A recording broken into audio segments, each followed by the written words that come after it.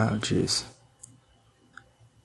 Well, just pointing out that I'm now getting harassed by the police about littering for placing flyers on cars and passing them out downtown and other public areas. Now, I have encountered 3 other people passing out flyers just this summer, the past several days actually,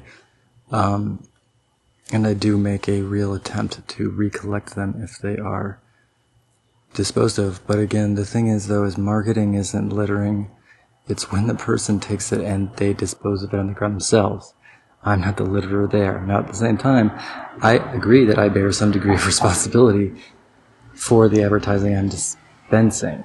So I do make a more real effort beyond anyone else to prevent that. And I also use very limited pieces of paper to prevent a large volume of paper, potentially refuse. But the reaction, like the number of people that have come to the podcast in response to flyering campaigns suggests that there are people being receptive to the flyering. And I wouldn't be doing it if I wasn't being compelled by awareness to something I find completely deplorable. And if it was something that I just felt, I wouldn't feel compelled. This is something I can objectively prove. And that's what this podcast has really become about. And that's what this episode is about. Because I guess to really understand the gravity of why the money connecting and why this parallel and why this person and why this ally is you have to understand at some baseline level how that directly connects to criminality. And so a good primary example that a lot of the Port Huron area criminality connects to in some way or another is North Fox Island. And because that connects to Epstein, it creates a nice nexus point to understand not only the patterns, but what the real gravity is when you see not only parallels, thematic parallels, but also when you see that there are properties that become directly common, timelines that are shared. There's explicit documentation that showcases that, the North Fox Island personnel, the Epstein personnel, Trump, and a lot of Port Huron operators were directly engaging with one another. For example, in 1994, we'll get into it later. I want to set this stage too, because Anyway, so let's go ahead. And I read almost 800 pages of FBI documents in order to compile this. And so these documents, these Frank Sheldon North Fox Island documents, one,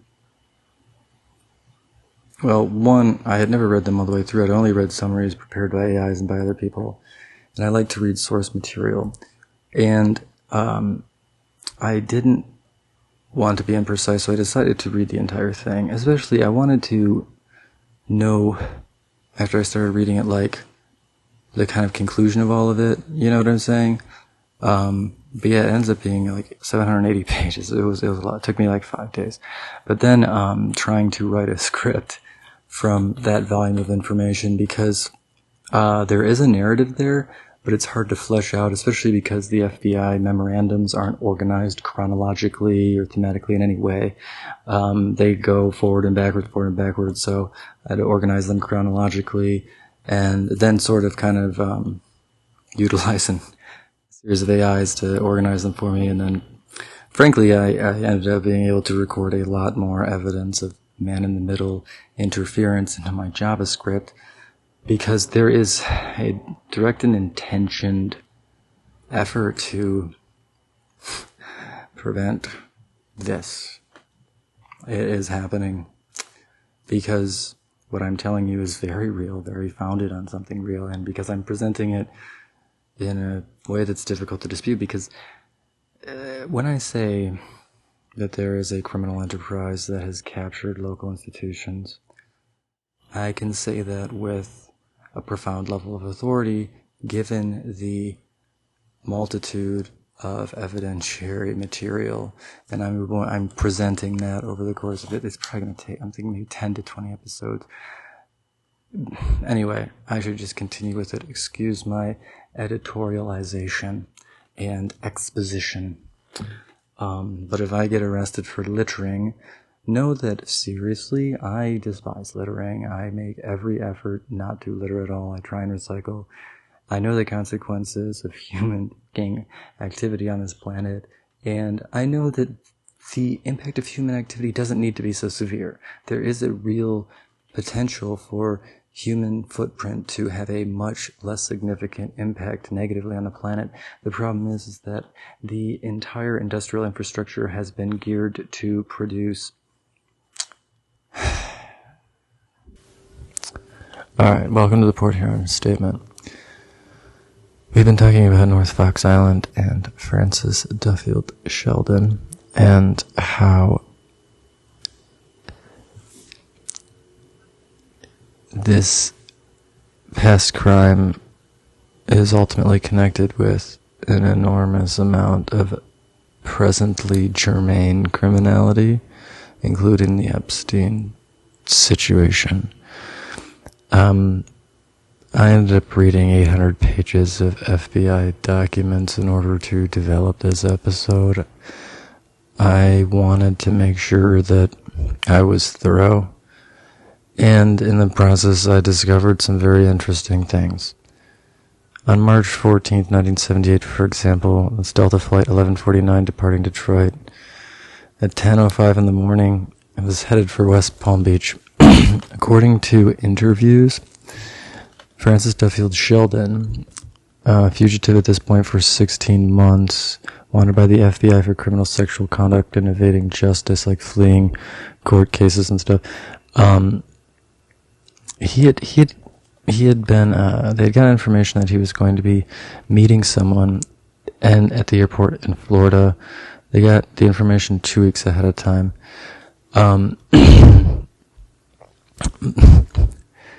So they have eyes on the subject in the memorandums in Atlanta and in Tampa, but he's never identified getting off the plane and not ultimately apprehended in West Palm Beach. Later, investigators would report that the man they believed was Sheldon must have switched seats mid-flight. No follow-up, no visual confirmation, no apprehension. In the weeks before, the FBI had established eyes on Sheldon and tracked him from Detroit to Atlanta to Tampa. Yet at the final destination, West Palm Beach, they failed to effectuate arrest. They had intel 2 weeks prior that he'd been there. They knew his meeting location. They knew his intention. The FBI had requested aircraft to tail the flight, but the request was denied. There was no FBI aircraft available, and renting an aircraft was deemed too expensive. They had also requested additional agents. Most were tied up in a trial that was supposed to end actually 4 days before this happens. Others were committed to what Miami called an international counterintelligence operation with national security implications. And the police that were meant to replace the FBI personnel that were pulled off of the West Palm Beach apprehension location operation associated with Francis Duffield Shelden are pulled off the location apparently as well. It sounds like, reading the report, that like an airport police officer is just more or less told to look for a person at this one particular seat location and apprehend them. And when that person goes to that location and finds no one, when they respond that no one's there, by the time they get a description adequate to identify Sheldon, he's already gone. It's crazy. This is how a network protects itself, not with silence, but with bureaucracy, with authority deployed strategically, with the machinery of government moving everywhere except toward the truth. And this is where our story sort of... It's the nexus point in this part of the series. And it demands that we ask ourselves a question. Why is it that our criminal justice system is so wildly ineffectual when it comes to apprehending the most egregious and depraved of the criminals in our society? Why does the machinery of law enforcement fail so consistently when tasked with dismantling networks of child exploitation in particular?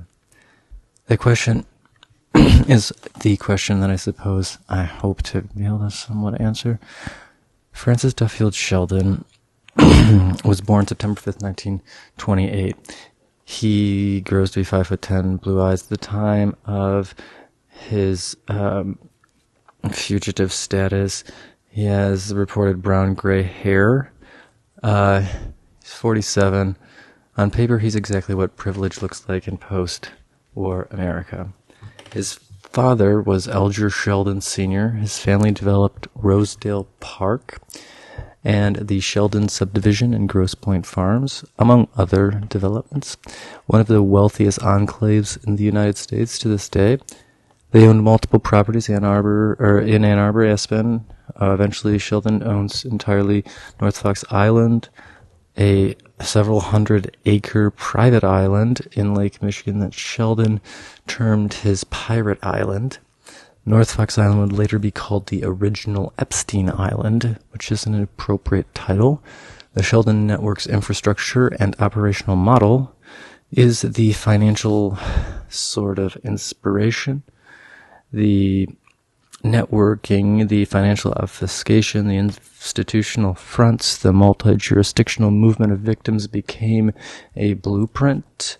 Jeffrey Epstein replicated it in documented incidents in 1984 and 1994.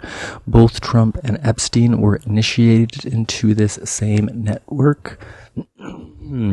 Both are reported to have spent time on South and North Fox Island, and the developer associated with South Fox Island ends up buying North Fox Island, David V. Johnson, and that ends up looping into this story a little bit later in the chronology. And these instances are just the tip of the iceberg. This horror that was preying on children didn't stop in 1978 and didn't begin then either. It didn't end, it expanded. It established deeper relationships with the political class, the intelligence community, clergy, and the donor class. A view of humanity had been emerging as the predominant population being subhuman, particularly women and children. This view of sort of a caste hierarchy became normalized far before Epstein. By 1975, Sheldon sat on boards, Cranbrook Institute of Science. He also sat on Boys Republic, a private school for emotionally disturbed boys in Oakland County. Note that language, disturbed. This pattern continues to this day. Predators don't hunt randomly. They hunt from among victims they have already discredited or have already been discredited.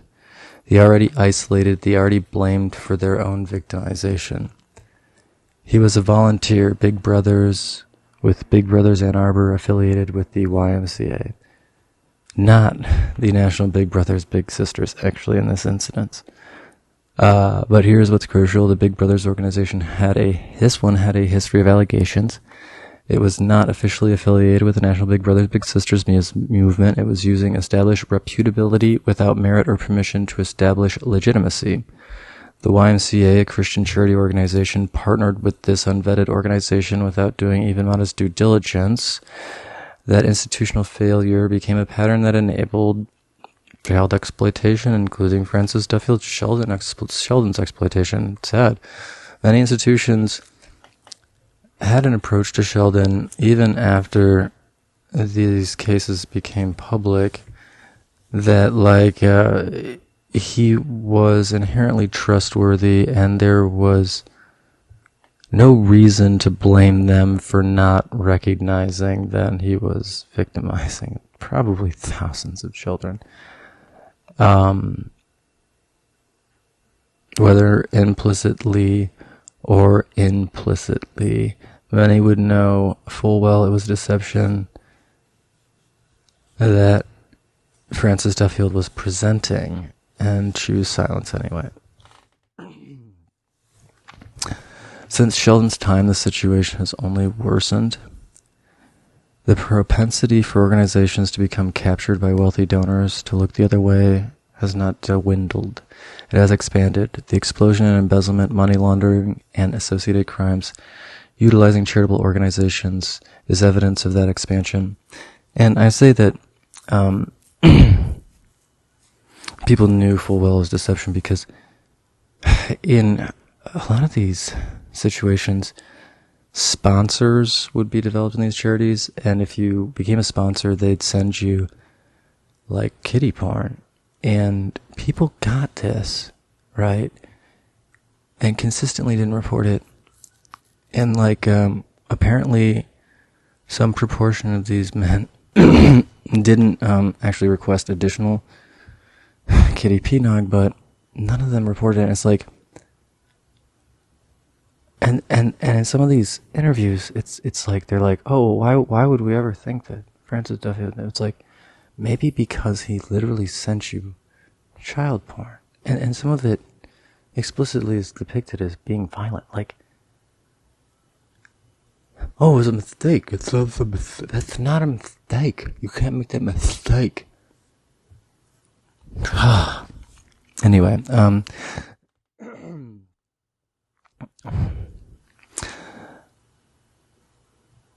concurrent with that expansion is an explosion in sex trafficking utilizing networks that are in no small portion the progeny of those Sheldon established in the 1960s across Michigan, the United States, and the world. Sheldon didn't work alone.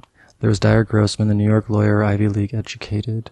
Grossman was a science teacher at the Harvey School in Catana, New York, and before that at Blair Academy in Blairstown, New Jersey from 1961 to 1968. Both of these were all boys, like boarding live-in schools.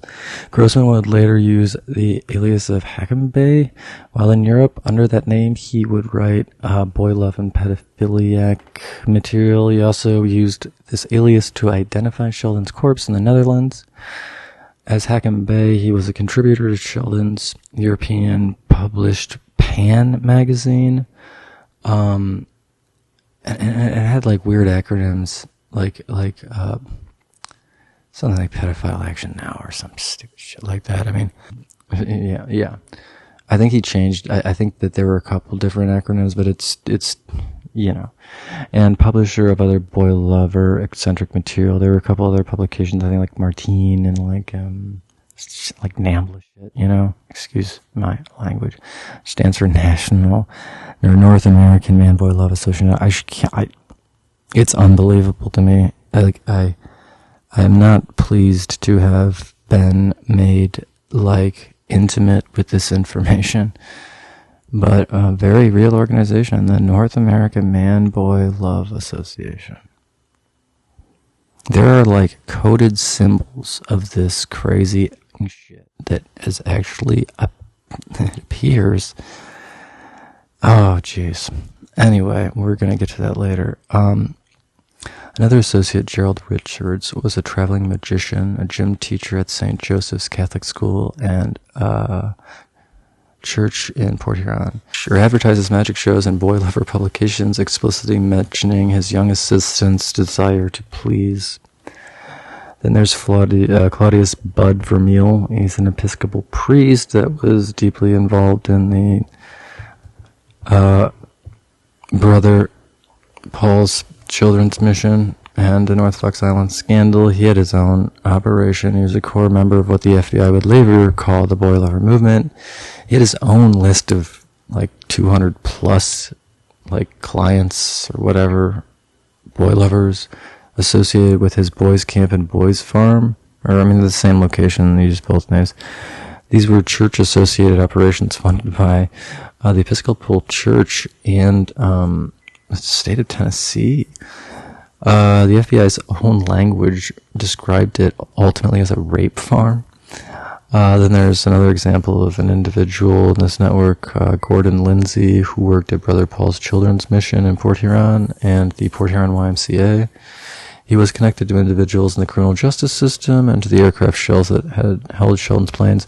And Sheldon also was tight with, oh my gosh, there are multiple other prosecutors, Jack Mole. I mentioned a couple of these, but I realized I forgot a couple of key examples. I guess the point is he ends up entrenching himself with a bunch of known prosecutors, cops, judges, just whatever, it's... These men recognized a unique opportunity. They each had institutional access. They were trusted with money and with influence. They were authority figures operating within a system long designed to protect authority figures rather than children. And they also were incorporating a man named Adam Starchild, actually is an alias. And he ultimately handled the development of a bunch of these shells and trust companies that were meant to keep Sheldon in access to his money and being able to control it despite being a fugitive. They built a system on an international systemic hierarchy, and they justify it by these ethics that if you are not equal or superior to an individual organization or entity that has wronged you, then there's ultimately no recourse. And then this becomes justified in the new Apostolic Reformation and similar neo-Pentecostal church organizations. Where essentially if you are, for example, sexually assaulted by someone that's like an elder in the church or a member of the clergy, that's like a test of faith, and to out that person would be to obstruct their godly path. And because these prosperity gospels take it that if you are in these certain positions, then you have a God ordained God picked you, and so you're chosen, so your agenda is God's agenda. That's the logic that they develop with these prosperity gospels. It's incredibly insidious and was literally designed to exploit people. Please realize that. It's bullshit. Anyway, alright.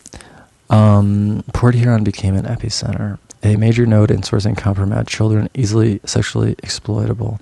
The blackmail realized from that venture would serve to insulate it. While Port Huron was being targeted for psychological operations designed to keep the population poor and compliant, the CIA was also aiding predators into the seminary. So this is a multi-pronged social deterioration project. The Port Huron Statement, which was developed in Port Huron, and associated liberation theology, was a real challenge to people like Henry Ford II and Nixon and stuff, and they deployed the FBI and CIA to break apart SDS and the Port Huron Statement. And the amazing thing is they did this so effectively. They didn't want to allow a liberal bastion in Automation Alley. Ann Arbor was enough. And they did such a good job that less people know about the Port Huron Statement in Port Huron than almost anywhere else. It's very bizarre. But that was a foundational political, philosophical document that established an aspirational goal for a post-capitalism that is still meritocratic, but also provides a basic sense of social safety net and dignity. And this is entirely possible if we orchestrate our society away from these weird domination agendas. They're destructive, they're inefficient, and they're unjustifiable. Anyway, part of a move to generate an exodus from Catholic churches into these new religious entities explicitly designed for control was to enable pedophiles into Catholic churches in order to create this exodus, among other things. The NAR and prosperity gospels, spiritual warfare, neo-Pentecostalism, televangelists, these are the religious movements that were artificially generated in order to generate control and opposition to liberation theology and things like SDS and the Port Huron Statement. These were religions designed to combat the Christianity that said you deserve dignity even if you're poor. Literally, that is what Nixon and Billy Graham were like dead set against.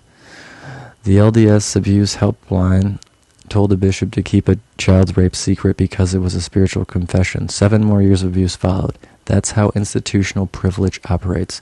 It transforms crimes into spiritual matters and victimizations into confidentiality.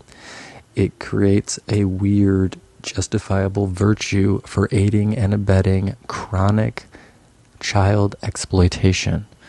And it's endemic in enormous numbers of institutions.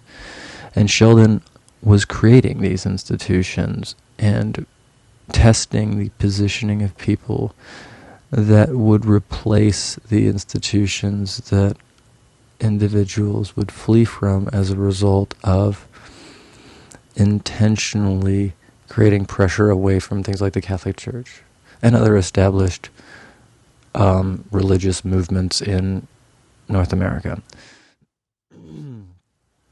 They were creating a hidden network of entities, churches, charities, and trusts that would capture the faithful after they'd been betrayed by traditional institutions. In 1961, Sheldon obtained a passport to travel to Mexico, Central America, and the Caribbean for pleasure.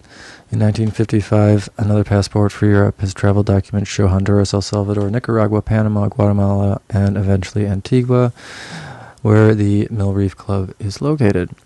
He traveled often with his parents, and without them, they purchased properties often where they visited. Everywhere Sheldon went, he was establishing a geography, multiple properties, multiple jurisdictions, multiple places to disappear. He spent time in Hawaii in 1965 to 66 and obtained a driver's license that the FBI would confirm that he obtained. What matters is this, his movement wasn't random, it was infrastructure. By 1975, this network was already in place. Sheldon was 47 years old and had been operating for at least 15 years, possibly longer. The FBI created a file for Sheldon on July 23, 1975, noted he was a self-employed petroleum geologist for 22 years. No one was looking closely. In January 1976, Dier Grossman last established address was found in Carmel, New York, 40 miles north of Manhattan, where he had family connections. In March 1976, a traffic ticket is issued in Colorado, and associated with this ticket is a series of complaints in the Colorado School District number 70 that are largely redacted, but the gist is clear. Sheldon and Grossman were scouting locations. They were preparing for expansion just before the eventual investigation would take form. The FBI later tried to track down a teacher at this school. By the time they were looking to interview her, she had moved to Cherry Creek School District. This is according to the memorandum. I went through 800 pages of these, by the way. I don't know if I mentioned that already. But what was being investigated is like so redacted. There's a lot of this. It's bizarre how much redaction there is, by the way. But the pattern is clear. There was institutional concern. Someone was reaching out to the FBI regarding suspicion of association. And there's continual evidence, actually, in this region of Colorado in the memoranda. Someone was looking, someone needed to be repositioned. In attempts to contact this teacher witness, other school officials end up volunteering pieces of information, sort of like gossip, about pedophilia in the area, about someone stalking children. But no one recognizes Sheldon's photograph. The degree of apathy, however, in response to these leads is inexcusable. Compare this to how police treat other sexual predators. Those unconnected to networks of the wealthy and powerful are found rapidly prosecuted and made public, into a public shaming ritual. It's judicial theater. They crucify a sort of fall guy, and often this is the person lowest in the hierarchy in order to compartmentalize the system. Like, I've heard recordings of people I know in Port Huron talking about essentially befriending white trash in order to utilize them to take charges. if it comes down to it. Like, they've already sort of positioned a narrative and everything. Like, oh gosh. In May 1976, a phone call was made from Van's garage in Leland, Michigan, a small town in Leelanau County, near Sheldon's property, to a number associated with Francis Shelden. One memo states explicitly that they were recruiting kids from across the country to abuse on North Fox Island. The operation was active. The network was moving people. In summer 1976, Sheldon's Aspen Cottage had visitors. According to an interview, a University of Michigan student with a redacted identity spent 2 or more summers there on Sheldon's property in Aspen. And then someone identifies this person as Sheldon's son, and they say he's 19 or 20 years old, claim he frequently flew into Aspen and also was using, sometimes with Sheldon, sometimes without Sheldon, the 4-wheel drive Blazer that Sheldon kept at the Sardi airfield in Aspen. What's striking about the interviewee statements regarding the son of Sheldon is there is consistency. 2 people claim to have met him, both describing him as approximately 19 or 20 in 1976. It is indication that the network was expanding into another generation. So whether or not this is his actual son, this is likely a protege, Francis Duffield Shelden. It was in July 1976 that Sheldon learned Gerald Richards was in custody. The calls came quickly from Grossman, from Richards' wife, from lawyers and prosecutors Sheldon knew. It was a matter of time before the children's testimony, the parents' testimony, and Richards' interrogations would reach him. But here's what matters. The child victims had already provided adequate information months prior to justify an investigation into Sheldon and Grossman. Even a tacit good faith inquiry would have revealed the operation as a child sexual exploitation front engaged in fraud and abuse. Instead, they arrested Richards. It took 5 months before they issued a warrant to search Sheldon's Ann Arbor address. Carl Richards, Gerald Richards' uncle, the direct associate, the person arrested is with Sheldon, associated with Sheldon, his uncle, and the prosecutor in Washtenaw County, where Ann Arbor is, where Sheldon's primary residence was registered, further managed a stall of the issuance of the warrant. I mean, this is right in the FBI documents. This is so fucked up. Think about that. It wasn't until November, 5 months later, that a warrants were issued. It's 5 months after they had, like, comprehensive evidence suggesting he was orchestrating a massive child sexual exploitation ring. The timing wasn't coincidental, it was accommodating. It gave Sheldon a thorough opportunity to cleanse his residence and secure a head start he would never lose. After learning of the upcoming legal troubles roughly 5 months in advance, he began liquidating and positioning assets. He contacted lawyers, he established new shell organizations and LLCs to conceal his wealth from his fugitive status. August 30th, 1976, when the Detroit Free Press reported that he, Francis Duffield Shelden, and Dier Grossman had fled Michigan. This is more than a month before charges are even filed. Sheldon didn't flee randomly. He didn't flee to random locations. He fled to people and places he knew could and would hide him. On October 5th, 1976, about 1 month after fleeing Michigan, Sheldon created Wendigo Ranch Incorporated in Colorado at the address of his Aspen property 0104 Sabine Drive. It was purposed to hold and shield assets while he's a fugitive. But it's important to note Wendigo Ranch. Wendigo is the Algonquin word describing the ability to consume and utilize someone's like essence and power by eating a part of them.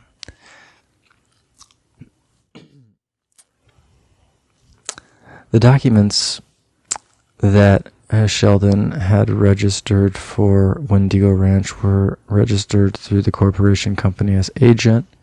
This is a legitimate registration company. It's like, if you're doing legitimate work, why do you need this goddamn registration agent? Also, the corporation company, it is a legitimate registration company. However, it's also often used by CIA-adjacent financial obfuscation networks. However, it should be also pointed out that just utilizing the corporation company as a registered agency doesn't suggest itself that it's CIA-adjacent.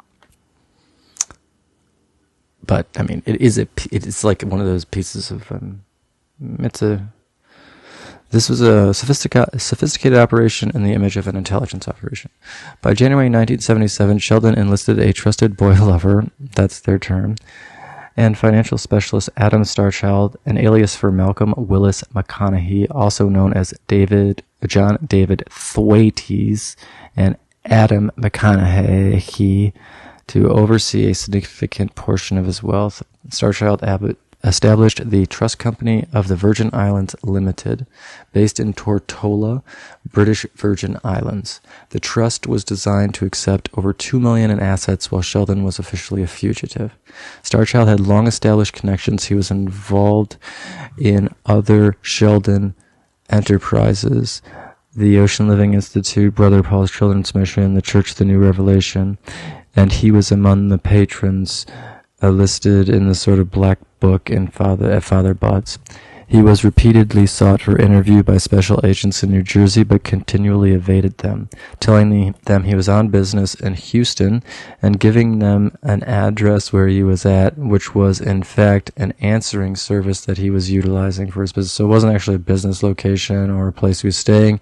It was just a answering service, and he was characterizing this pretty explicitly in all the correspondence. Despite all of this, the effort to track him down was tepid, to say the least. He lied to them for a year straight, and in fact noted explicitly in memorandums, but nothing was done. Here was someone provably sitting on the board of 3 different organizations directly utilized to shield North Fox Island, one of the biggest child exploitation scandals in history. He was the treasurer for Brother Paul's Children's Mission and the Church of the New Revelation, both receiving state funds on false pretenses, committing fraud. Yet there was no urgency or even really willingness to go after Starchild or even really pursue him with difficult questions. No willingness whatsoever. The network was coordinated, and it really was designed to do what it did. Here's how it sort of worked. Like, they were able to create all these fronts. In 1975, the Ocean Living Institute was established in Arlington, New Jersey. Also in 1975, the Church of the New Revelation in Kearney, New Jersey, which were receiving tax-exempt status. Both claimed to be educational and charitable institutions. Both were connected to Sheldon. Both were used as recruitment and financial fronts. The Church of the New Revelation owned the P.O. Box 553 in Kearney, New Jersey. It's an interesting tactic that they utilize, where in order to obfuscate like a sexual registry or even really make it difficult to identify who is engaging in volunteering, like the LLC will volunteer rather than having the individuals volunteer, and so the vetting process will go through the LLC rather than the individuals themselves, creating another layer of obfuscation, making it difficult to identify these predators and the pattern, Sort of step 2 is to move money around. By February 1977, an FBI memo noted Sheldon was living in California and working to establish the Ocean Living Institute in Washington with another associate, probably Grossman. It's redacted. The network was expanding Washington State, California, New Jersey, a plethora of states, all moving in parallel. The next step is control the information. In March 1977, the FBI located Sheldon's post office box in Walnut Creek, California. The postmaster, Phil Clark, noted it was registered under a fake name, an alias. Now, this name is redacted, but it is noted as a fake name. For the and that fake name is claimed to be an officer at, in the Church of the New Revelation foster program and child welfare charity, like, a department head or something. This was a fraudulent church used to conceal child rape and extract state funds. The post office's expectation of good faith use extends only so far. The box was established exclusively to obstruct justice using fraudulent credentials and fake names. So the fact that they continued to respect the mail and these return address like orders that they knew were fake or associated with Sheldon Associates or Grossman Associates, I mean, it's just insane. Anyway, the mail ends up being forwarded to boxes associated with addresses in Lansing, Michigan, Farmington, New Mexico, and Carmel, New York. Each location was a node, a waypoint, and a relay. They were obscuring actual locations by forwarding mail between people, creating false leads about where Sheldon actually was. It wasn't that they hadn't visited those places. Evidence suggests Sheldon felt comfortable enough to return to the U.S. and visit multiple places that he was identified and known to frequent despite his fugitive status, even visiting North Fox Island after the federal warrant was issued. Rather, they were confusing the timing of his movements. The federal warrant wasn't issued until February 1977, which is another interesting piece of information. It was only a statewide warrant until February of 1977. The accommodations to this fugitive are striking when examined with even modest skepticism. They had multiple victims. They had reliable information. They had a newspaper with mountains of information in the Traverse Record Eagle. Once Richard started talking, they had diagrams and they had freaking networks. I mean, they got Rolodexes from Father Bud. They knew who these people were. They knew who hundreds of these people were. They had photographs of them literally raping children. It is appalling. Anyway, Richard started talking pretty quickly after being apprehended. They had everything they needed to arrest Sheldon even before he started talking. But at that point, it is obscene that they waited any amount of time to search his properties, and it's even more obscene that they waited many months to issue an arrest warrant, and then many, many, many more months to issue a arrest warrant that extended beyond the state of Michigan, knowing months before they even issued those warrants that he had already left the state. It's just... jeez.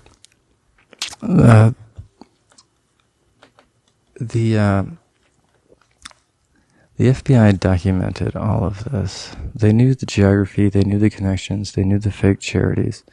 They photographed the business cards, and they really did nothing. In modern investigations of organized child exploitation networks, from Epstein's financials to international trafficking rings, law enforcement consistently finds the same structure: fake charities, tax-exempt fronts, international trusts, coordinated movement of victims and money across jurisdictions. What Sheldon was doing in 1976 became a template, a blueprint that others would follow. It really became a massive franchise network across the country. On December 6, 1976, Sheldon sent a letter to a young boy in Charlevoix, Michigan, postmarked from Miami, Florida. He was in contact with his victims while fleeing federal charges. Later that month, a call came to another boy from Sheldon from a Texas phone number. Sheldon's whereabouts constantly changed.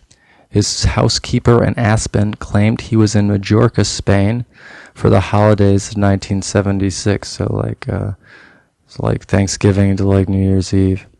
His mother told the FBI he had been in the Orient.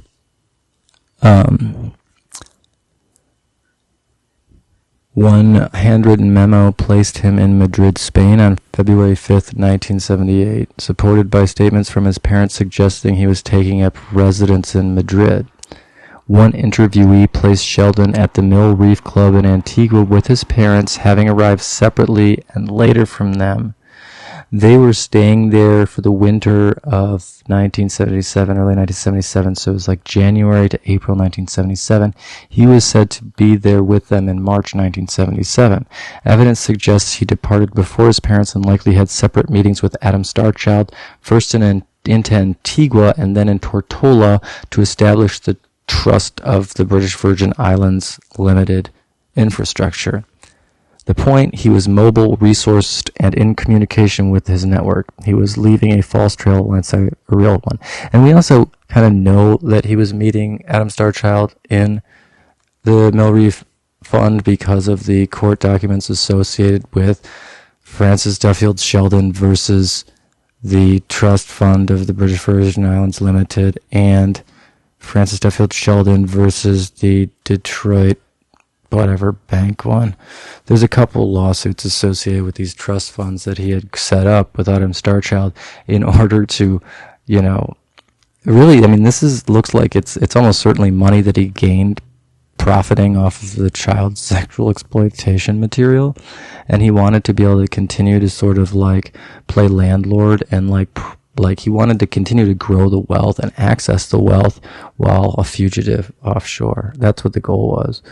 And according to the FBI's own admission in the Detroit Free Press in February 1977, agents were 2 months behind Sheldon and 6 months behind Grossman. So,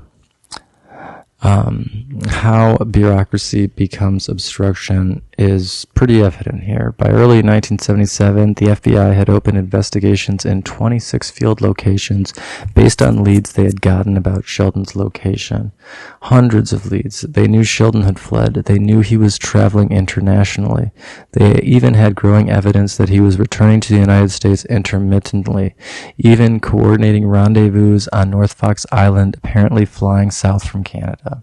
Evidence found by Jack Mole when he searched North Fox Island. He noticed tracks made in the grass runway no more than 2 weeks old in early October. So that would place someone landing on North Fox Island in late September of 1977.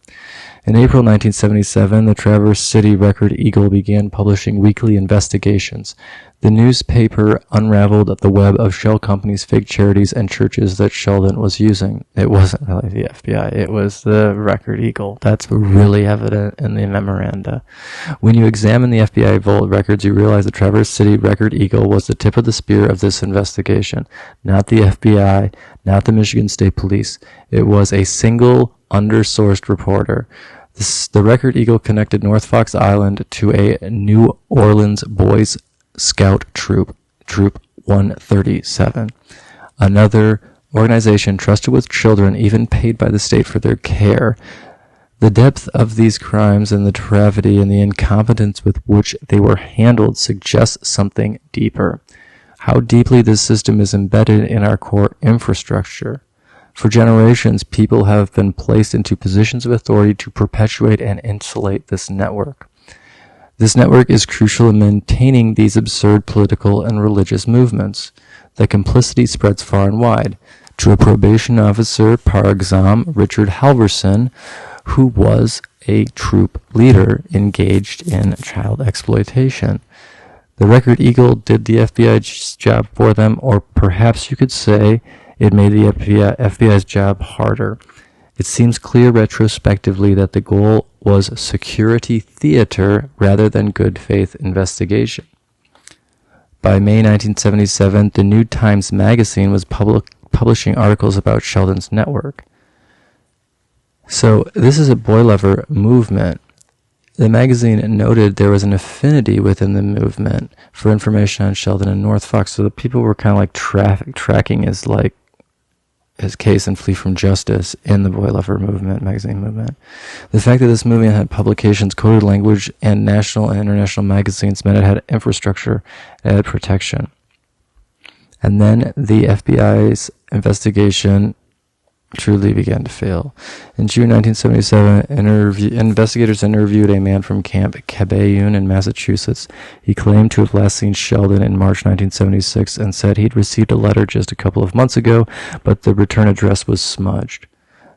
No effort to get the envelope. The very nature of these agents is that they're prying and demanding.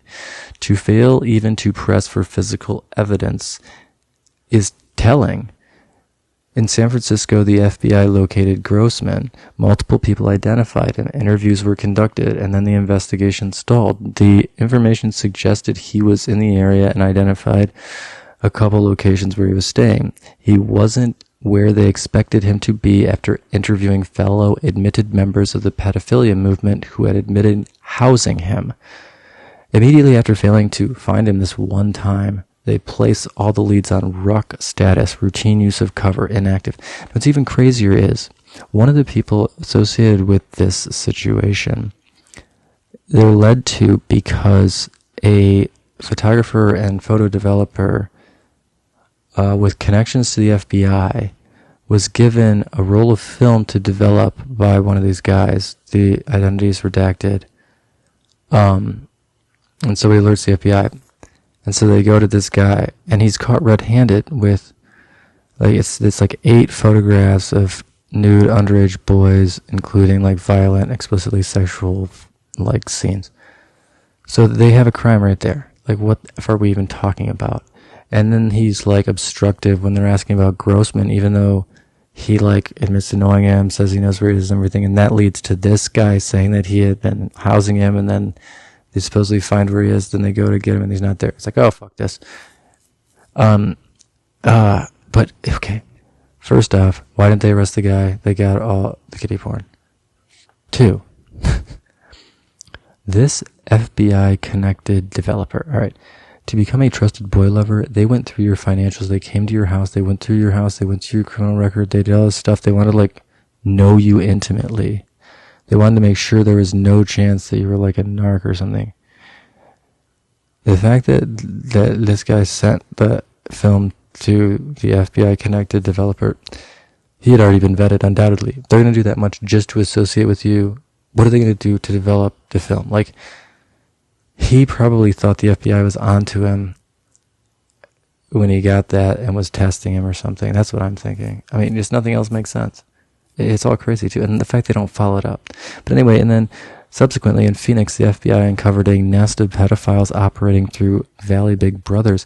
A bunch of them had subscriptions to Better Life Monthly. Like 14 of them had subscriptions to Better Life Monthly, which was just a magazine about pederasty, which is like man, boy, love, which you can imagine. Like, it's, you know, it's what you can imagine. It's so to have 14 people, so like no one,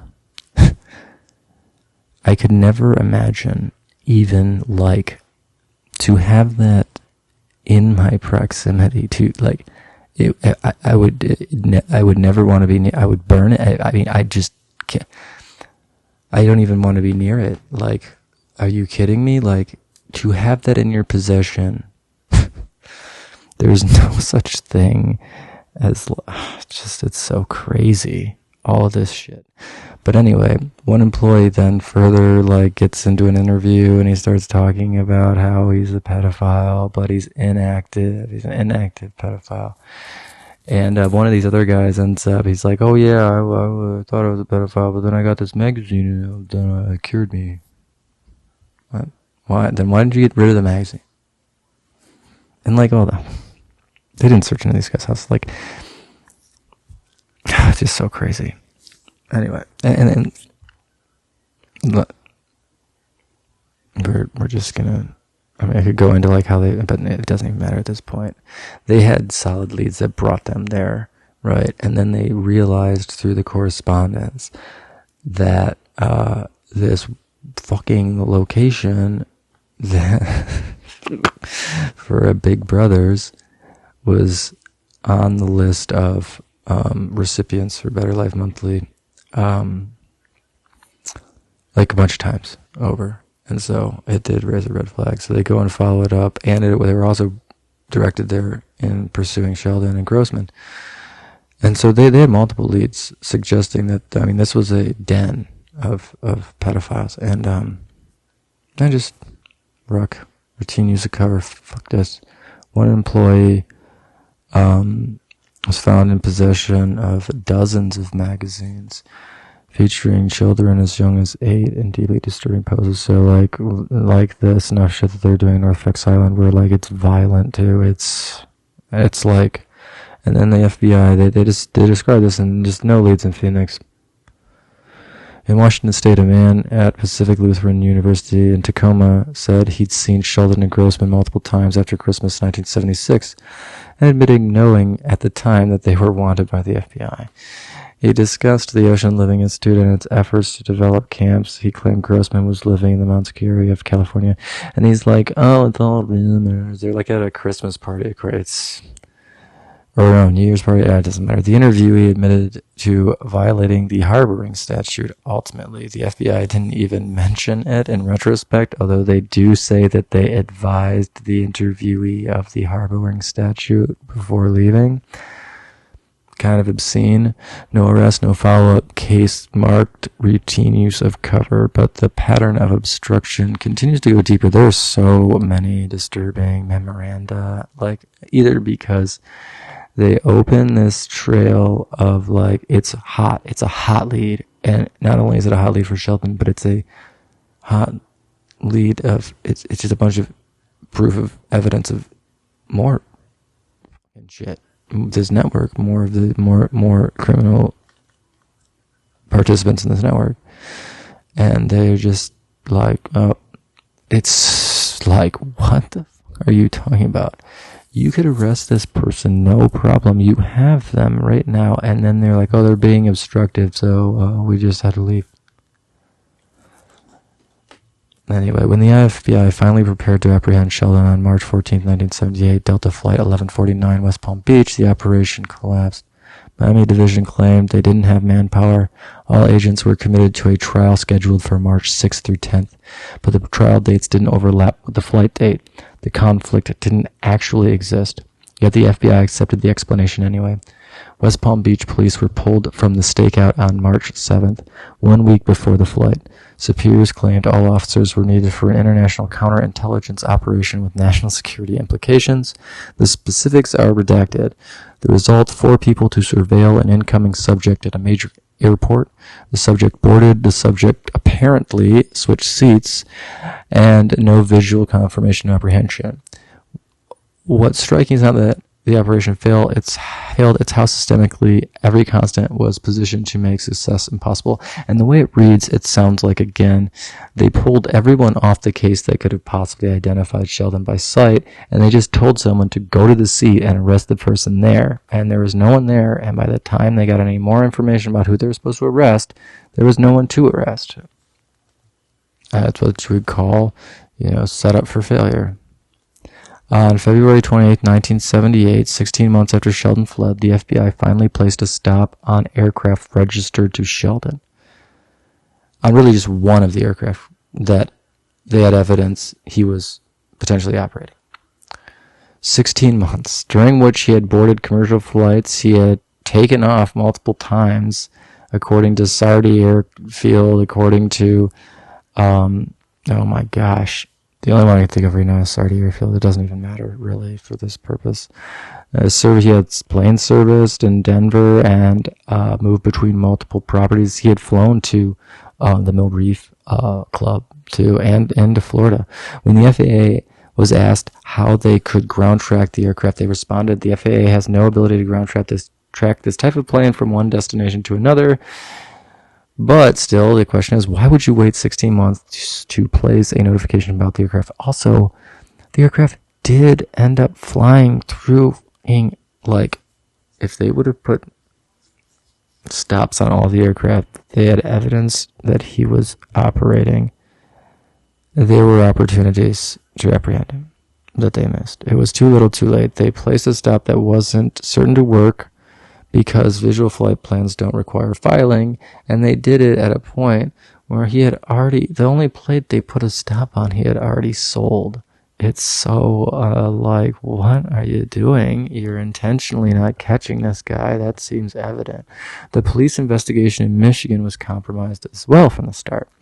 Jack Mole, the Charlevoix police chief, was a close friend of Sheldon's, it turns out, when you do even a little bit of digging. The FBI documented that Mole had visited North Fox Island with Sheldon. They hunted together the deer that Sheldon had stalked on the island. They were friends.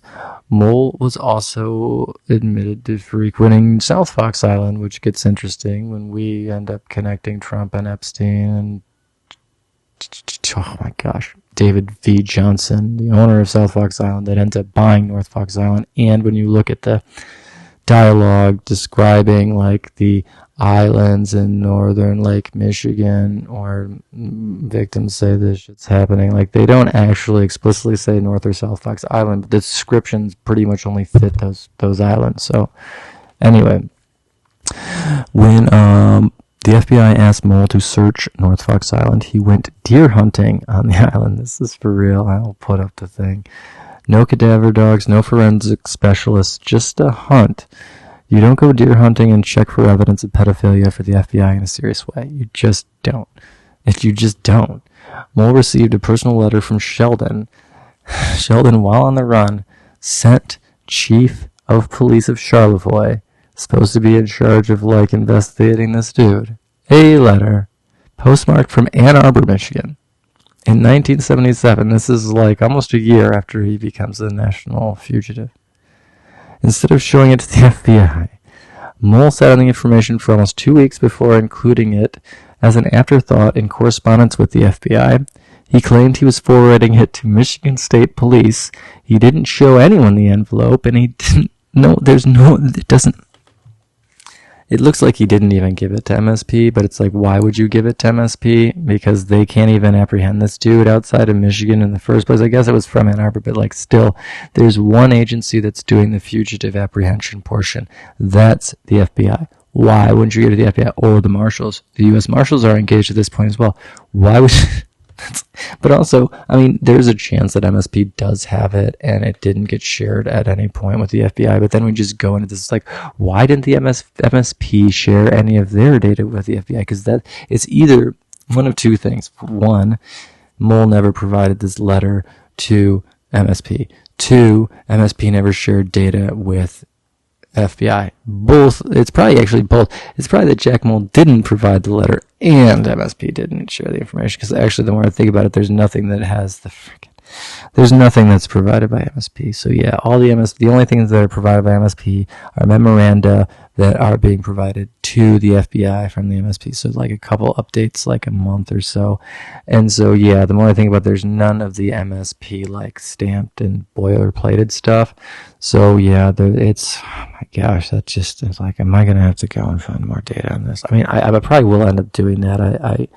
This 800 pages was a lot. It's almost like I want to get everything to confirm absolutely that this image of what happened is correct, because there are so many loose ends that are it's not even a question that they're leads, because they're evidence, enough evidence to prosecute, caught red-handed. It's so insane, dude. They went to this guy's house because he had a bunch of PNOG of kids developed. It's no follow-up. Why would you send evidence related to an international manhunt to a state police agency with limited jurisdiction to Michigan? The only answer is that you're not acting with the intent of capturing the fugitive. And the lever, again, I'll try and locate it in some of the fucking FOIA. I have to do FOIAs.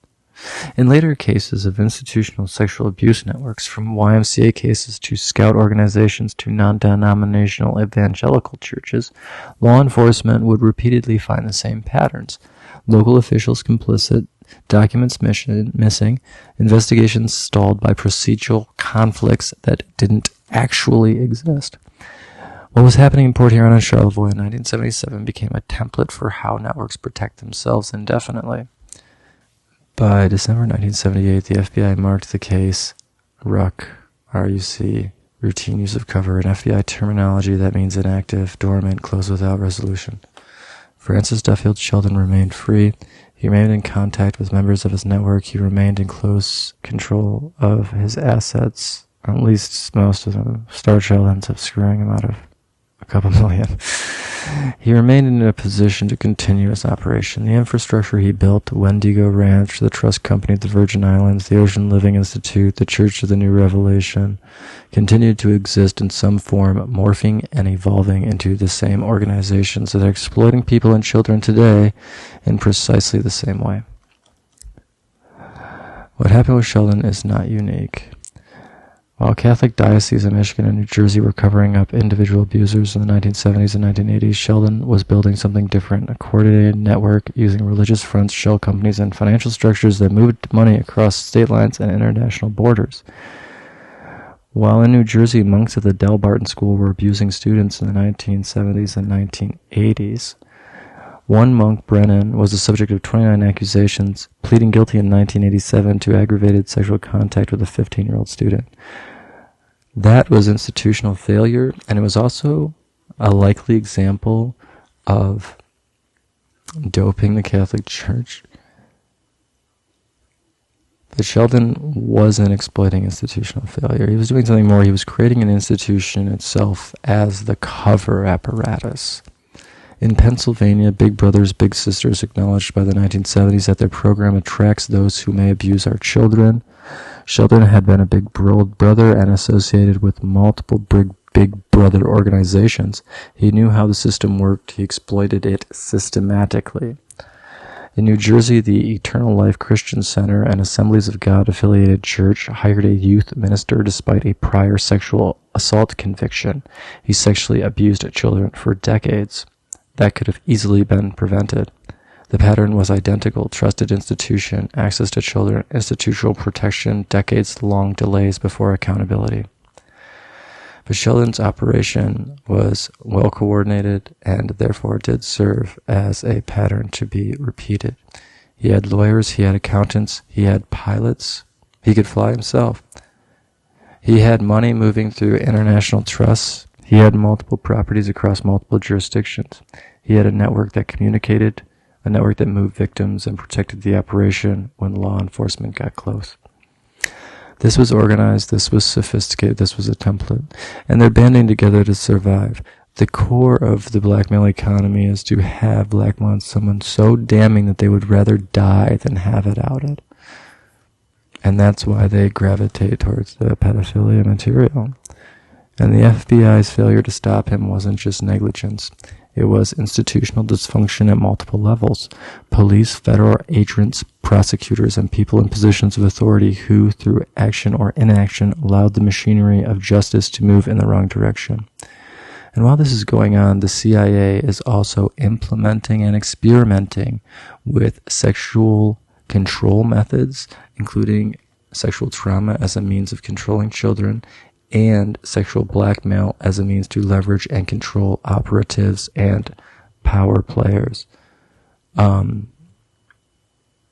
Because this network didn't disappear in 1978, the infrastructure remained, the template remained, the people involved remained. The tactics continued, using charities as cover, creating tax-exempt fronts, moving victims across jurisdictions, coordinating with local officials, deploying bureaucratic obstruction, stacking political offices with like-minded individuals, people that you have direct blackmail over. These tactics worked and they were copied. The pattern continues in Port Huron. What we've documented in these files is not an isolated incident. It's a blueprint, it's a strategy, a network structure that proved effective at protecting exploitation, moving victims and evading law enforcement while operating in plain sight within trusted institutions. All of it works, and all of it continues. According to local reporting, according to interviews, according to documents, some of it adapted, evolved, but fundamentally the same came home to Port Huron. I am going to, go over in more detail the locations and timing of every place that they investigated associated with Sheldon and how those locations are currently, subsequently, there's a pattern, right, of where Sheldon ends up going and who he associates with. The geography continues to pop up associated with subsequent child exploitation stuff. And that pattern's important because you see a transition to the NAR and a continued emergence of pastors and ministers being prosecuted here and there, but investigators and professionals investigating the parish itself concluding, that there are many perpetrators and that the entire system is essentially enabling a massive child sexualization and sexual exploitation paradigm. And when you come to discover that the effing CIA and DARPA were engaged in developing these religions in order to combat communism, but it's not really that. They were working tightly with the wealthiest, most Nazi-minded elitists like Henry Ford, super closely, Henry Ford II as well, and they're trying to fulfill that ideology, an ideology that tried to enact the business plot of 1933. They tried to coup the government and institute an explicitly Nazi government. Look this up, the business plot of 1933. Henry Ford, Michigan guy, was the orchestrator of that and a major funder of Hitler. He had these very weird beliefs associated with this guy, the Bettendorf, who was the founder of the Tula Society. He believes in this thing called Vril, which is essentially Ein Sof, which is the before, whatever, the beyond, it's the energy that animates God. And essentially, you can sort of in these interpretations of Kabbalist literature and stuff, if you're a master race and some elite character, you can exploit the sacrifices of other people and the victimization of other people to utilize this Vril or Ein Sof or assorted manifestations of Vril and Ein Sof.